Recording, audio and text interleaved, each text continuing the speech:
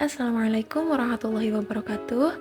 Perkenalkan, nama saya Febriana Nurul Aziza dengan NIM 255170200111033 dari kelas R1C, dan pada kesempatan kali ini saya akan menjelaskan terkait tafsir Al-Fatihah untuk memenuhi tugas pendidikan agama Islam.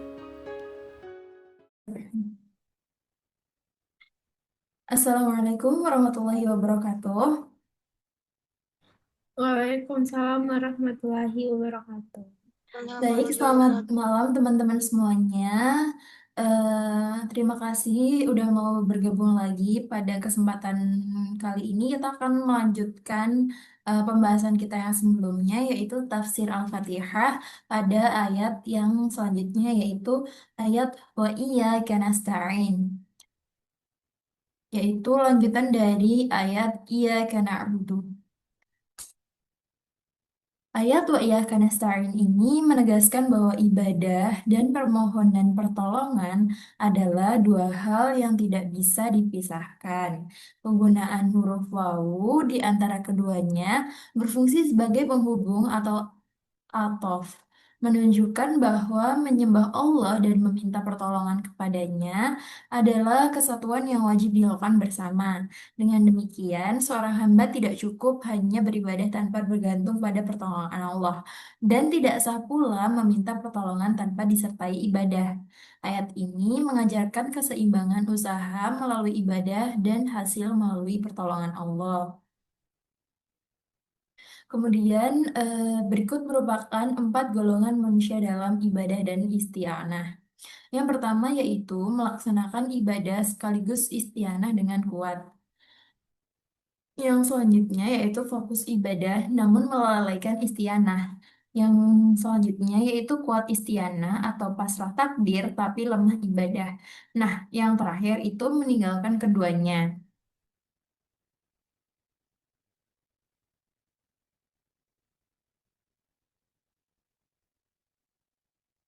Untuk contohnya sendiri, yang pertama yaitu melaksanakan ibadah sekaligus istianah dengan kuat. Golongan pertama adalah mereka yang beribadah dengan niat tulus hanya untuk Allah dan cara ibadahnya pun sesuai dengan tuntunan Rasulullah. Kemudian, dalam istianah itu, ia sadar bahwa bangun subuh adalah pertolongan Allah, maka ia berdoa sebelum tidur, memohon agar Allah membangunkannya. Kemudian, fokus ibadah namun melalaikan istianah. Nah, dia ini berniat tulus, tapi cara ibadahnya ini tidak sesuai syariat. Nah, contohnya sendiri yaitu seseorang ingin mendekatkan diri kepada Allah dengan berpuasa, tapi ia membuat aturan sendiri. Misalnya, puasanya hanya setengah hari atau dengan cara yang tidak diajarkan Rasulullah. Dalam istianah, ia berdoa kepada Allah, tetapi tidak mengikuti adab doa yang benar, misalnya berdoa dengan kalimat yang bertentangan dengan syariat. Nah, jadi itu niatnya baik, tetapi amalannya tertolak. Yang kemudian adalah kuat istiana atau pasrah takbir, tapi lemah ibadah. Nah, dia itu ia berdoa dengan, contohnya dalam istiana itu ia berdoa dengan lafal yang benar, tetapi cara ibadahnya ini dia berharap agar orang lain tuh mendengar dan menganggapnya alim gitu. Terus kemudian yang meninggalkan keduanya, dia ini contohnya nggak melakukan ibadah, tetapi juga nggak pasrah pada takdir gitu, kayak tidak melakukan sesuatu sesuai syariat yang telah diajarkan. Nah, selanjutnya yaitu analisis kebahasaan atau linguistik dari iyaka. Nah, iyaka ini sendiri merupakan kata penanda objek atau maf'ul bih yang diletakkan di depan untuk makna pengkhususan atau harsh yang artinya hanyalah, hanya kepadamu. Kemudian kata nasta'inu menggunakan kata ganti kami atau nahnu untuk menunjukkan keagungan Allah dan kerendahan hati hamba yang merasa tidak sendirian dalam menyembah Allah. Kemudian, Konsep maunah atau pertolongan. Untuk definisinya sendiri, untuk definisinya sendiri, tasyiful fi'li syai'in yang artinya memudahkan untuk melakukan sesuatu. Nah, bentuk maunah manusiawi itu yang pertama ada i'arah yang meminjamkan barang, kemudian musyarakah atau membantu fisik, misalkan pindahan rumah gitu. Kemudian ada ucapan atau ilmu, beri petunjuk jalan atau mengajar, dan yang kemudian ada harta atau membayar utang atau denda. Kemudian eh, selanjutnya adalah batasan meminta tolong dalam Islam. Meminta tolong kepada manusia tidak bertentangan dengan ayat Iyyaka nasta'in. Ayat ini merujuk pada perkara-perkara besar yang berada di luar kuasa Allah, di luar kuasa manusia seperti hidayah, urusan hati,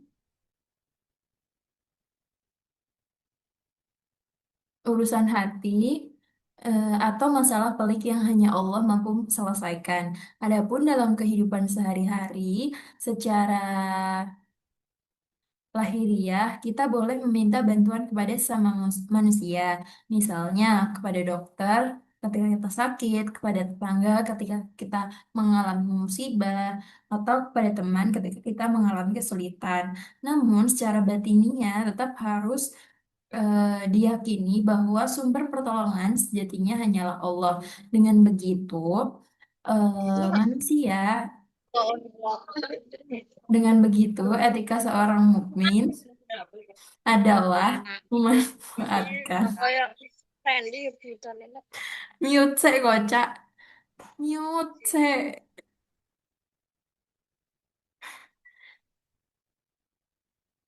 ulang tadi di mana dengan begitu etika seorang mukmin adalah memanfaatkan bantuan manusia sebagai sebab tepat tetapi tidak pernah melepaskan keyakinan bahwa Allah lah yang memberi kemampuan dan hasil dari pertolongan itu. Kemudian adalah dua jenis maunah dari Allah. Yang pertama yaitu maunah, maunah dari doruri, doruriyah atau primer. Ini adalah pertolongan Allah dalam bentuk kemampuan dasar atau istitoah yang memungkinkan seorang hamba bisa melaksanakan ibadah tanpa pertolongan ini ibadah tidak mungkin dilakukan. Contohnya sendiri bisa bisa berdiri untuk sholat, memiliki kesehatan untuk berpuasa atau berhaji, memiliki akal untuk memahami syariat. Nah, maknanya sendiri Allah memberi modal dasar agar manusia mampu menjalankan kewajibannya untuk beribadah kepada Allah. Kemudian maunah ghairu doruriyah yang artinya penyempurna. Nah, ini itu pertolongan Allah yang buat ibadah menjadi berkualitas, bukan sekedar terlaksana. Artinya ini tuh kayak misalkan contohnya kita bisa khusyuk dalam sholat, ikhlas saat bersedekah, istiqomah setelah taubat. Nah, maknanya sendiri Allah memberi kemudahan agar amal tidak hanya sah secara syariat, tetapi juga bernilai tinggi di sisi Allah. Kemudian yaitu taufik. Nah, taufik ini adalah gabungan dari kedua jenis pertolongan tadi. Eh, Taufik sendiri merupakan kemampuan dasar untuk beribadah sekaligus kemudahan untuk menyempurnakan amal. Makna dari taufik sendiri adalah bentuk pertolongan paling sempurna karena seorang hamba bukan hanya mampu beribadah, tapi juga diberi kualitas dalam ibadahnya. Lalu penerapannya dalam kehidupan atau ibrah yang pertama, apabila kita menanamkan dalam hati, kita bisa menghancurkan kesombongan, kemudian cakupan permohonan, eh, dan selanjutnya itu ada solusi dari masalah dan serta menumbuhkan rasa syukur.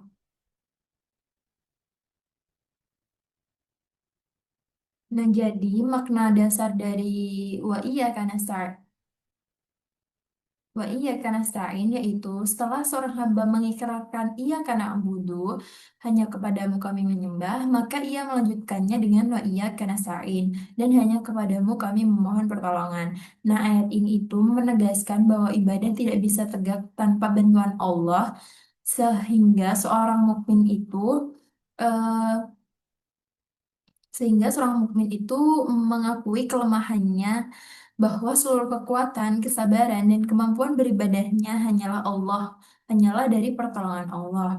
Kemudian hubungannya antara ibadah dan pertolongan. Jadi tadi kan iya karena abudu itu ikrar penghambaan. Nah, kalau wa iya karena stain itu pengakuan kelemahan dan permohonan dukungan. Jadi keduanya adalah dua sisi mata uang. Kalau ibadah adalah usaha manusia, maka pertolongan adalah rahmat Allah. Kemudian, maka dari itu, tanpa usaha, pertolongan pun tidak datang. Nah, dan sebaliknya juga, tanpa pertolongan, usaha kita tuh juga tidak berhasil. Jadi, keduanya itu sama-sama seimbang. Kemudian, kenapa sih pertolongan Allah itu diperlukan? Karena hati manusia itu lemah. Jadi, hati manusia itu kan mudah lalai dan mudah tergoda. Nah, selanjutnya itu kan setan, godaan setan tuh sangat besar. Tanpa perlindungan Allah, manusia bisa jatuh dalam lubang yang salah. Kemudian ibadah itu berat. Kayak sholat khusyuk, puasa ikhlas, sedekah tanpa ria itu sangat sulit dilakukan tanpa bantuan Allah. Karena itu, seorang mukmin tidak pernah sombong dengan amalannya. Ia sadar semua hanya karena Allah dan pertolongannya.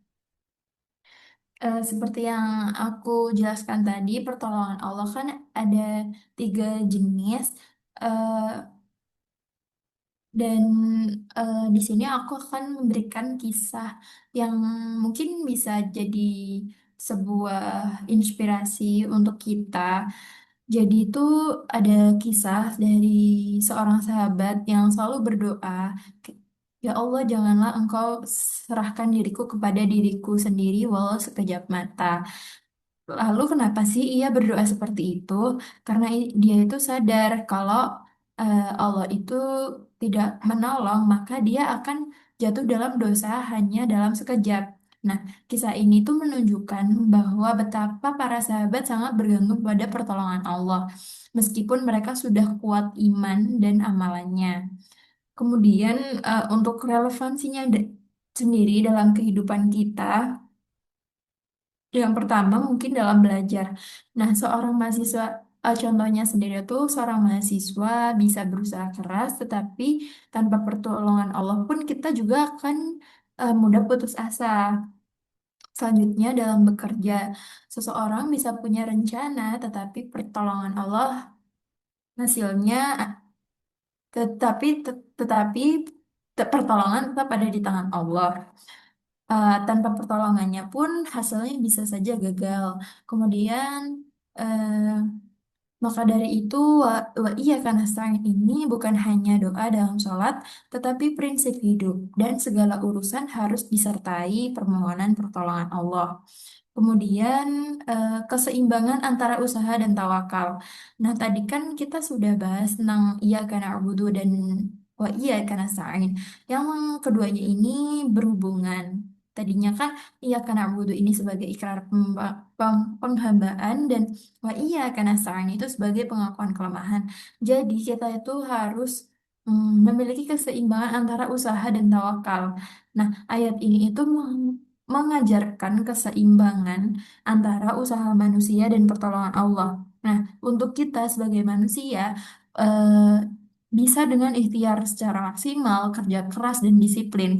Nah, untuk mendapatkan pertolongan Allah, kita bisa berdoa, bertawakal, dan apa ya, sadar bahwa hasil yang nantinya kita terima itu bukan di tangan kita, namun di tangan Allah. Sehingga seorang mukmin itu tidak boleh malas dengan alasan Allah akan menolong. Pertolongan Allah akan datang apabila kita berusaha. Tetapi ia juga tidak boleh sombong dengan usaha karena hasilnya tetap bergantung kepada pertolongan Allah.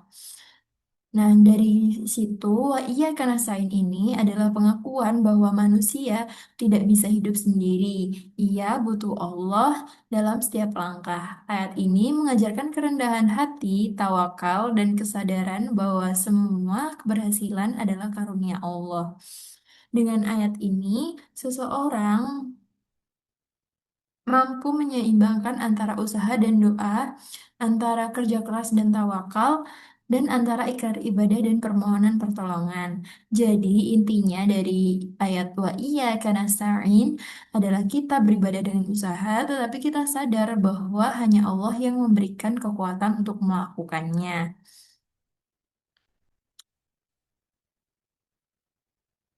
Kemudian aku juga punya satu cerita lagi yang mungkin bisa menjadi inspirasi untuk kita jadi lebih eh, bersemangat dalam beribadah ya, dan pastinya juga bersemangat dalam menunggu pertolongan Allah. Jadi kisah Rasulullah Shallallahu Alaihi Wasallam di Perang Badar. Nah, dalam Perang Badar itu kan jumlah pasukan Muslim hanya sekitar 313 orang. Nah, itu tuh harus berhadapan dengan 1.000 pasukan Quraisy kan. Secara logika kan memang mustahil menang. Namun Rasulullah Shallallahu Alaihi Wasallam ini berdoa sepanjang malam kayak ya Allah, jika pasukan ini binasa, maka tidak ada lagi yang menyembahmu di muka bumi. Nah, Allah pun menurunkan pertolongan berupa malaikat yang ikut berperang. Pasukan kecil itu akhirnya menang. Nah, dari kisah ini kan bisa eh, menegaskan bahwa kemenangan bukan semata hasil usaha, tapi karena pertolongan Allah. Jadi, dari situ juga kita jadi tahu gitu kalau misalkan kita sudah berusaha sebesar mungkin, meskipun rasanya itu susah, tapi kalau kita juga berharap pada pertolongan Allah, pasti juga Allah akan membantu kita. Kemudian eh, itu aja sih yang bisa aku sampaikan. Mungkin dari teman-teman ada yang ingin ditanyakan atau kita eh, apa membuka sesi diskusi bisa banget. Berapa menit, Gan?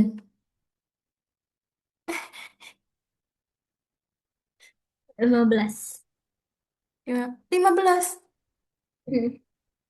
Perasaan gue ngomong panjang lebar dah.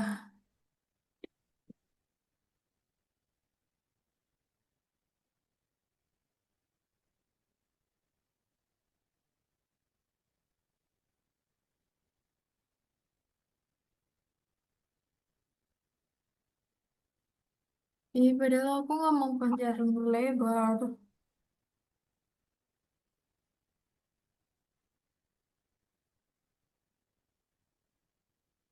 Oh, ini pertanyaanmu.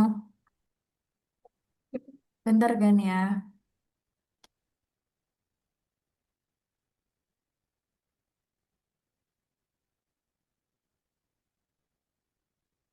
Boleh tanyakan?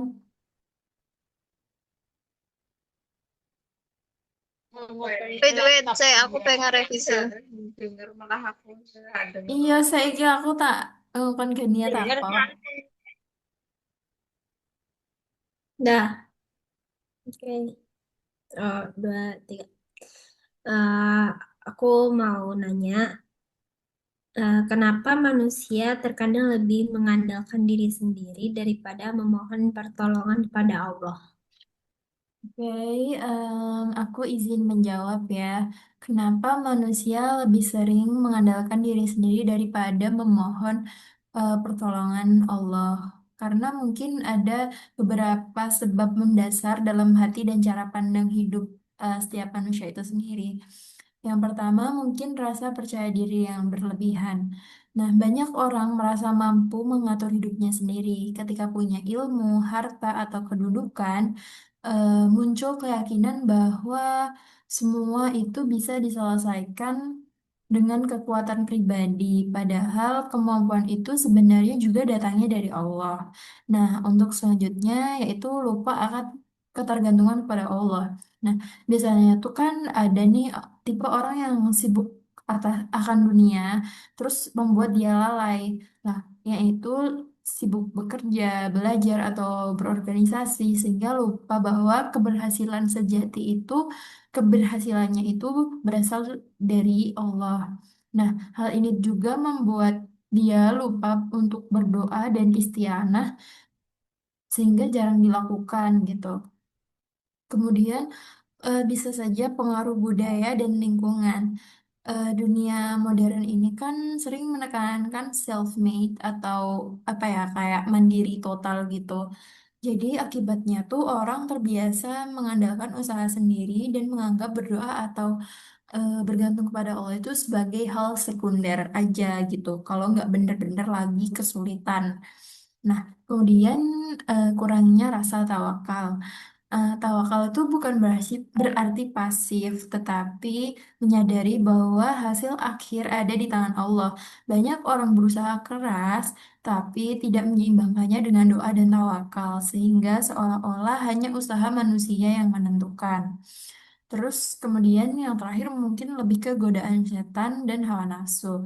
Setan kan membisikkan rasa sombong, kayak kamu tuh bisa sendiri, kamu nggak perlu bantuan. Jadi hawa nafsu itu akhirnya membuat manusia merasa cukup atas dirinya sendiri. Padahal hakikatnya itu ia lemah dan butuh pertolongan dari Allah.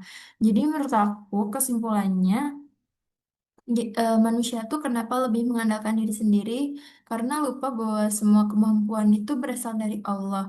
Terpengaruh budaya yang menekankan kemandirian, terus tergoda oleh rasa sombong. Padahal ayat wa iya karena sain ini mengingatkan bahwa usaha manusia itu harus disertai permohonan pertolongan Allah. Dengan begitu kita tidak jatuh pada kesombongan dan hasil usaha kita diberkahi. Gitu sih, Kak. Mungkin eh, ada yang mau ditanyakan lagi? Aku mau nanya dong.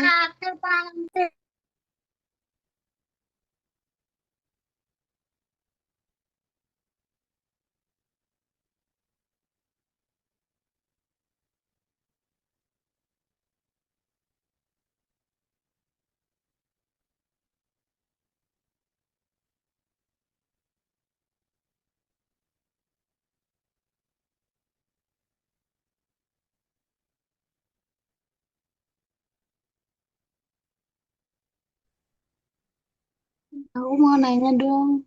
Ya, boleh. Hmm. Gini Kak ya, aku minta pendapatnya Kakak terkait makna memohon kepada Allah, menjadikan manusia itu merasa kegagalan atau hal buruk yang mereka dapatkan itu. Saya ulang-ulang dulu ya, maaf aku Iya, agak konsen. Jadi gini, kita sebagai manusia kan eh, sifat kita kan juga berubah-ubah ya.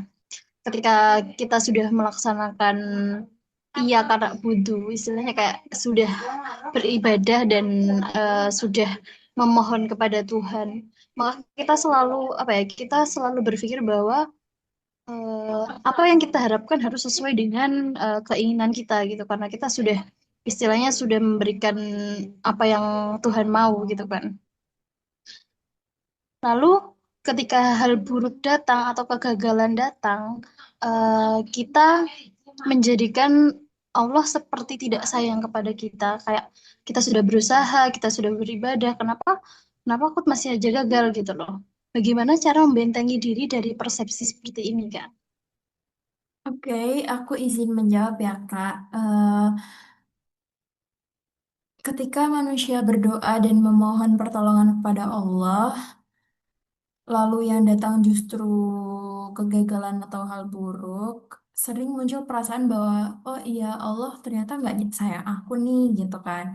Eh, Padahal persepsi ini itu lahir karena manusia cenderung menilai kasih sayang Allah itu sesuai dari hasil yang sesuai dengan hasil yang eh salah ulang.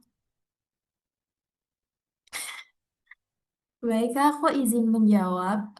Tadi kan pertanyaannya intinya tuh kayak Kadang tuh manusia ketika mengalami kegagalan merasa bahwa Allah itu nggak sayang sama dia kan. Nah, menurut aku ketika manusia berdoa dan memohon pertolongan kepada Allah, lalu yang datang justru kegagalan atau hal buruk, itu tuh sering muncul perasaan bahwa Allah tidak menyayanginya. Nah, menurut aku tuh persepsi ini tuh lahir karena manusia cenderung menilai kasih sayang Allah dari hasil yang sesuai dengan harapannya. Jadi ketika hasil yang didapatkan ini tidak sesuai dengan harapan dia, dia eh, akhirnya merasa bahwa Allah ini nggak sayang sama dia gitu. Padahal kasih sayang Allah itu tidak selalu hadir dalam bentuk keberhasilan insan atau kesenangan duniawi. Justru seringkali kasih sayang Allah hadir dalam bentuk ujian, kegagalan, atau hal yang tak tampak menyakitkan. Tapi sebenarnya hal ini tuh mendidik dan membersihkan hati serta menguatkan jiwa. Lalu Allah menegaskan dalam Al-Quran bahwa boleh jadi sesuatu yang kita benci justru baik bagi kita. Dan sesuatu yang kita sukai justru bisa aja tuh buruk bagi kita. Karena Allah Maha Tahu sedangkan manusia tidak tahu. Nah, untuk cara membentengi diri supaya persepsi ini tuh nggak terus-terusan ada di kepala kita gitu. Cara membentenginya itu dengan melatih diri untuk melihat segala sesuatu dari eh, sudut pandang iman, bukan sekadar dari sudut pandang dunia. Pertama, yakin bahwa doa kita itu tidak pernah sia-sia. Ya, itu bisa dikabulkan sesuai permintaan, atau bisa saja diganti dengan lebih baik, atau bahkan disimpan sebagai pahala di akhirat nantinya. Jadi kita tuh kayak yakin gitu, yakin dulu aja bahwa doa yang kita panjatkan itu nggak selalu kita terima kembali dalam bentuk sesuai yang kita inginkan gitu. Bisa saja itu bisa dalam bentuk yang lebih baik atau bisa sebagai amal kita di akhirat nanti. Nah, kemudian eh, bisa kita tanamkan bahwa kesadaran eh, kesadaran bahwa ujian yang diberikan Allah itu tanda perhatiannya gitu. Karena Allah itu ingin kita lebih sabar, lebih kuat, lebih dekat dengannya. Karena kadang tuh manusia kalau nggak dikasih ujian tuh jadi lupa gitu. Kayak pas lagi susah-susahnya, pas lagi banyak masalah, baru datang ke Allah lagi gitu kan. Tapi ketika dia sudah merasa hidupnya baik-baik saja, kadang tuh dia melupakan Allah. Jadi dengan mungkin aja dengan ujian-ujian tersebut, itu tuh Allah ingin kita lebih dekat dengannya gitu. Kemudian yang ketiga, membiasakan diri untuk menghitung nikmat yang sudah ada, kayak bukan hanya fokus pada satu kegagalan gitu loh, kayak oh ya memang kegagalan itu menyakitkan, tapi kan nikmatannya yang dikasih Allah tuh juga nggak apa ya, nggak bisa terhitung gitu.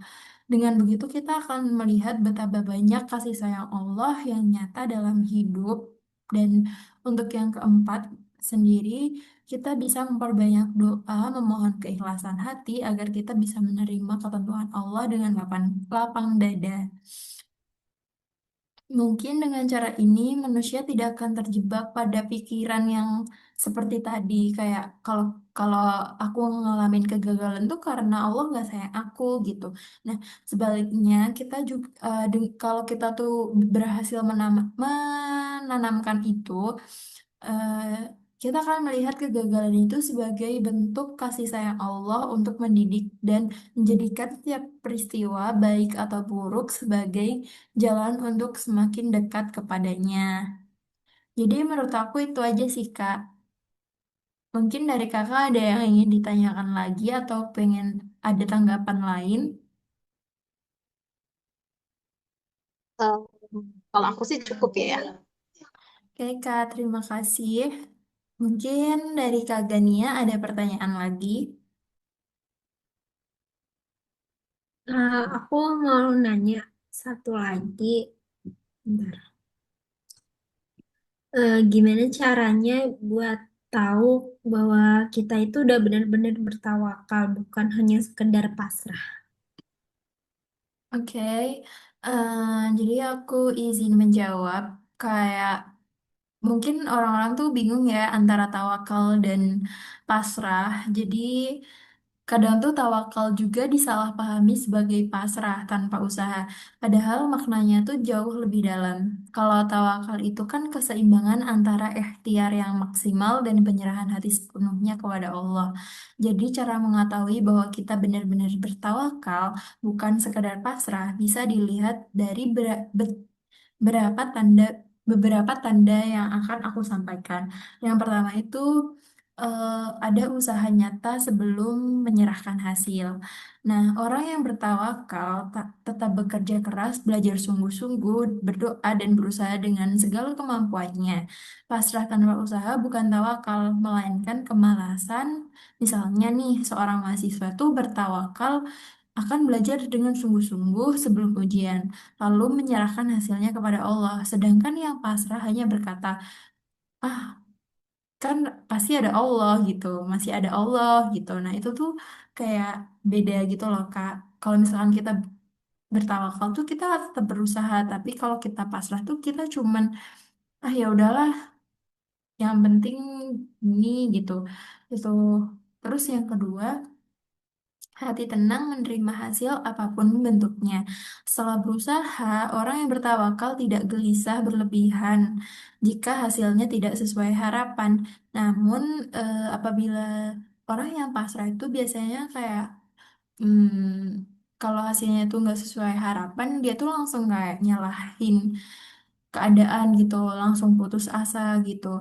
Kemudian yang ketiga itu tidak bergantung pada manusia, tetapi tetap menghargai peran manusia. Nah, orang yang bertawakal itu sadar bahwa pertolongan Allah itu bisa datang melalui banyak jalan, termasuk dalam manusia lain gitu, bisa dari manusia lain.